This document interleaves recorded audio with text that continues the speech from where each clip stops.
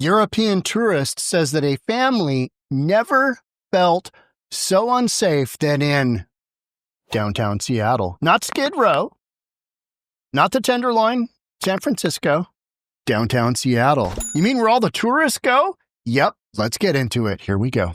Here's a recent example of the kind of violence that we're talking about here in downtown Seattle. My name is Sean Barnes, 𝗧𝗜𝗠𝗘𝗦𝗧𝗔𝗠𝗣𝗍. I'm the Chief of Police for the Seattle Police Department. Tonight, around 10 o'clock p.m., officers were dispatched to this area at First and Union.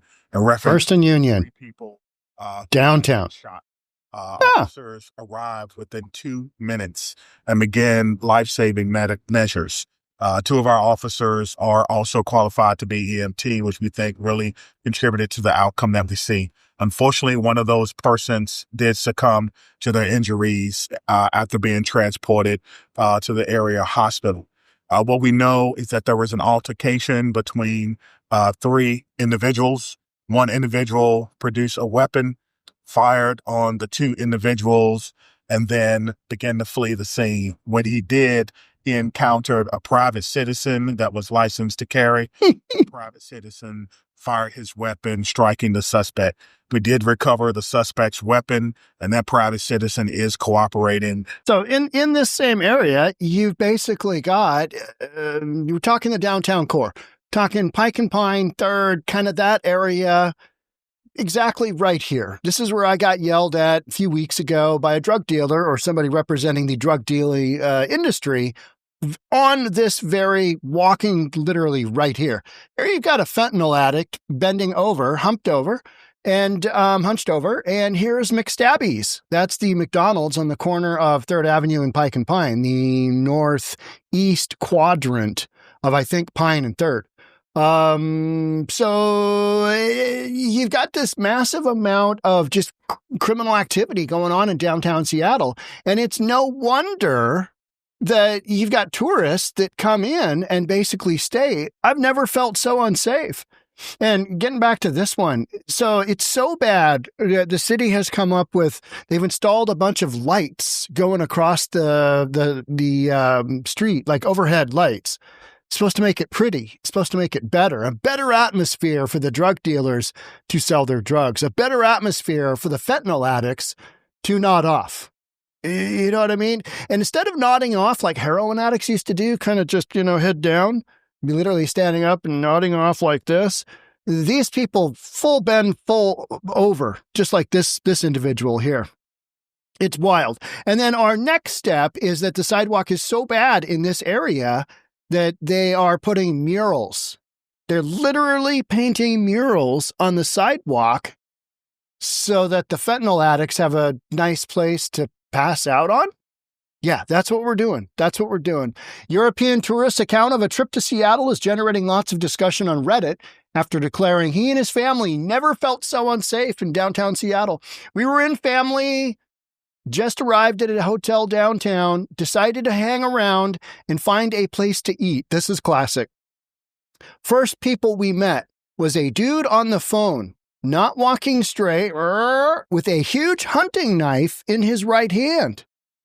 I don't see the problem. This is Seattle. That's pretty normal. I mean, you got lunatics running all over with nut jobs everywhere with knives, and you're lucky it was just a huge hunting knife. It could have been a sword. Those are much larger.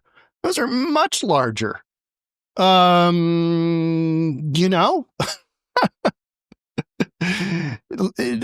was it? Oh, it was Portland. They took 3 days to take a junkie homeless person down that had a knife that was chasing people around.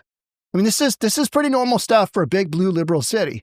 So you got tourists coming in from Europe. They hear Seattle. It's going to be great. And he had to deal with a huge hunting knife in his right hand, the Reddit user said. It's unclear where in Europe the user is from. Does it matter? Probably not. Number of junkies in the street is insane. They are screaming and catcalling you. Yes, 100% true. That is 100% true. I got screamed at and I'm a local, right? Guy told me I was an N-word and that I was an N-word for filming on that very sidewalk I just showed you. I was literally walking up the street with my kid. night before the No Kings protest, the imaginary No Kings protest. Taking a little look around downtown Seattle, we looked at the federal building all tagged up because leadership in Seattle is like, we tag a federal building. It's all good. It's art. That whole ACAB and, ICE must die. That's art. Got to protect that. First Amendment speech. I'm kidding. It's horrific. Number of junkies in the street is insane. They are screaming and catcalling you. There are more homeless than tourists. For the perspective, I went to many U.S. cities on the East Coast, and this is the first time I have ever felt so unsafe. Well, that's because areas of downtown Seattle are wildly unsafe. Now, contrast this to not all of Seattle is unsafe. Yesterday, I pulled up with one of my guys that works here, and we were in the East Lake neighborhood where I've got my boat moored, and I had left in a major rush. I had left, boathouse open, bunch of stuff out in front, and nothing happened. Walked back in a day later, came back, went back yesterday. Hey, is somebody working on the boathouse with the boat in it? No, Sean, you just left it wide open. Now, this is slightly to the couple miles to the north and east, and it's in a residential neighborhood. It's a neighborhood, East Lake, that has one of the highest Seattle freeze scores, meaning people go there to live, and they don't really want to interact with others. But there's also not much in the way of homelessness. They're not stealing your stuff. You go to downtown Seattle, it's game on with your life. Literally with your life. McStabby's isn't called McStabby's for nothing. You've had multiple instances right outside that McDonald's of people literally getting the old stabby action. So Jason Rantz goes on, and that's who this article is from. This is what a city looks like when it's run by a lazy politician who enjoys giving speeches and attending cocktail parties. All right, that's not all he does, but I get it. I mean, you want to paint as poor a light as possible. Seattle is rudderless under Bruce Harrell. Can we afford that? He says this below isn't a problem. Well, we don't have enough police, and what police we do have, they're not going to come down on a bunch of junkies, even though what it's going to take is it's going to take a tourist from Europe getting murdered by an insane, whacked out nut job on bath salts that just woke up and they take that oversized hunting knife and just and then you know what'll happen? Everybody will just be, oh my word, this is horrific. I never knew it was so bad. I never knew Seattle was so bad. But it's in the downtown core. And what's ironic about that is that's where all the buildings have been emptied out. And you've got a high vacancy rate, and this is going on all across the United States. But in downtown Seattle, certain parts, you've literally got areas where it's just a whole bunch of whacked out homeless people on drugs and drug dealers buying and selling and people buying and selling stolen goods. It's an open, known quantity. I mean, we've also got Pervert Park. It's been on Fox, Laura Ingraham. We've got Pervert Park. You've got these areas where city officials are just kind of like, big blue, liberal city. We're very tolerant. We love our fellow human being, even the ones that masturbate for 6 hours straight on the hood of their red truck. Yeah, Pervert Park. And that's a few miles to the east of downtown Seattle. Call it maybe, 4 miles somewhere. That's in one of Seattle's nicest neighborhoods, Pervert Park, where city officials at one point in time floated a $500,000 public anti-masturbation architecture concept. They're going to build an effing building so the perverts can jack off in the park inside of a building so that next to the building, neighbors and residents can have a swing set for the local kids. Meanwhile, whacked out pervert in the concrete building with no windows is just going to town. That's the kind of leadership we have. Let's build an anti-masturbation building. It's not a consequence. It's because the transit centers are major drug trafficking hubs. 3rd Avenue between Pike and Pine is literally a massive transportation hub. And you got people just selling drugs, buying drugs, doing drugs right there. I mean, the government must be complicit or deeply corrupted to allow this issue to go on for so long and not even pretend to try and fix it. There's no explanation. Well, they do try and fix it. I think last summer or the summer before, we had a emphasis patrol. You had one of those big vans, police vans across the street on the western side of 3rd Avenue. And I walked by that a few times, and yeah, it helped out for a little bit. But you know what? You know what it comes down to? This is where Seattle's addicts get their drugs. So if you eliminate this point of contact, it goes somewhere else in the community. You don't eliminate addiction because you eliminate a location for buying and selling and doing of stolen drugs. So I think Seattle just goes, this is what we're doing. And that's what happens. You know, it's literally a bunch of nut jobs doing this crazy stuff. And then somebody comes from Europe and goes, whoa, wait a minute. I didn't sign up for this. I can't say for sure there's no government complicity, but the reality is a bit more pedestrian. It's police constantly challenged by understaffing. Yep, this is another Reddit comment. And a general city culture of permissiveness. 100% agreed. 100%. Often expressed as weaponized compassion. Yeah, you bet. We allow people to kill themselves in our public parks by doing illegal drugs. And we say, well, you know, when they get around to it, maybe they'll get sober, maybe they won't, but, you know, free choice. We can't involuntarily commit them to treatment or, you know, 12-step program or put them in an institution or get them on medication. No, we're not going to do that. We're going to wait until the mentally unstable, wildly addicted individual is ready for treatment.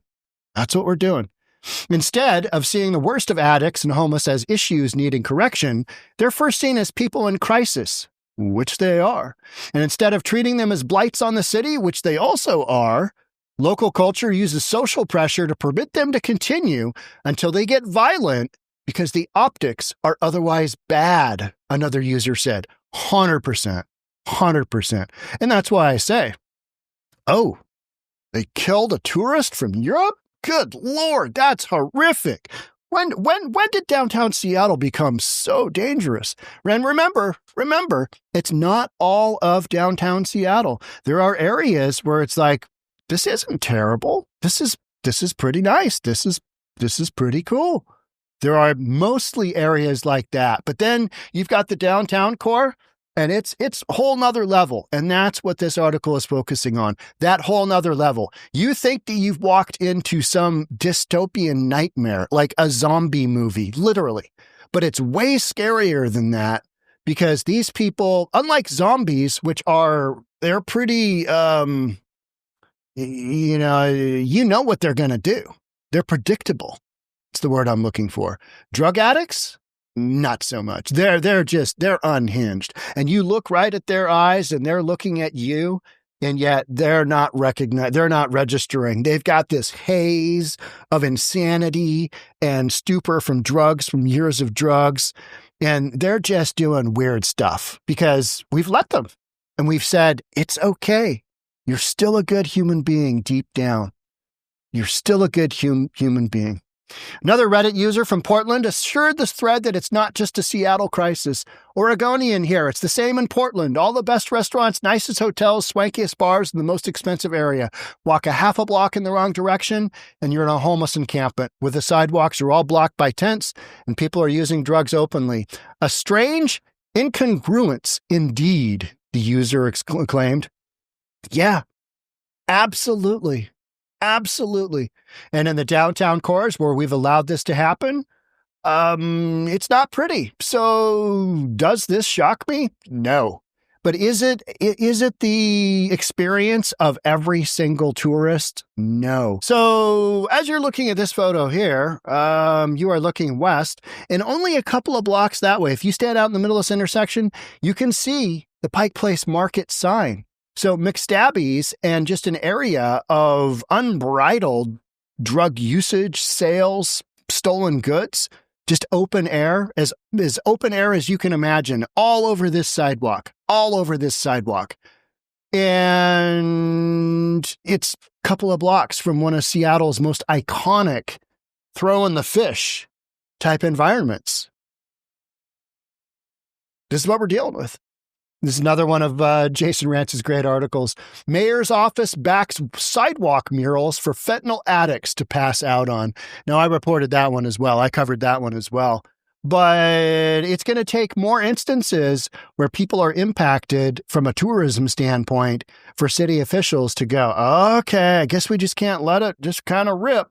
And it's my understanding that the individual, we watched that video with Chief of Police Sean Barnes, and he was indicating an armed citizen. I believe that armed citizen was from Tennessee. I'm pretty sure I read that. So could you imagine being a Tennessee resident? And what happened is you had a couple of groups of late teenagers kind of duking it out in front of the Four Seasons in downtown Seattle. Yeah, the Four Seasons. And the one group was trying to go down the hill towards the waterfront, which is just a block or so away. And the other group rode up on bicycles and said, no, you can't do that.